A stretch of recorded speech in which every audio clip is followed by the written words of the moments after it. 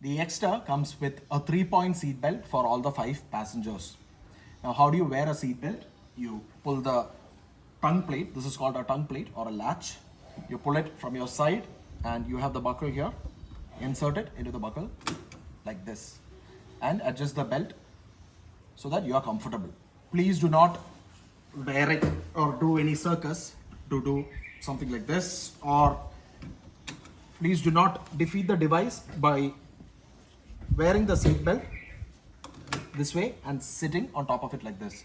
So you can beat the system. Please don't do that. A seat belt is a passive safety device. It is used to prevent yourself from hitting the steering or whatever is the part in front of you. The co-driver part, he or she has the dashboard in front of her. So the idea is this device has a restraining system built in so that in the event of a sudden jerk, you are held like this. So you don't hit your head on your steering or the dashboard, or in case of rear passengers, they are not thrown in front.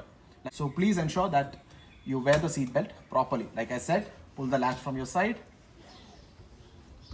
push it into the buckle, hear a firm click and adjust the belt. And please ensure that you do this before you set off on a drive. It is very important because you never know. A seat belt can make the difference between life or death. Another important thing, this is a device which has found its place in many of the cars these days. It's a seatbelt defeater, right?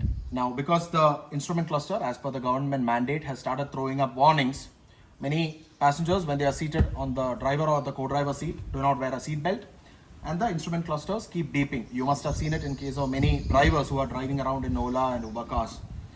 So what they do, they'll buy one of this and insert it, so you don't get a warning anymore. Please do not do that. This thing is useful in certain cars where, in case of a rear seat, the warning keeps on beeping for the first 15 seconds or so because it does not have a weight sensor.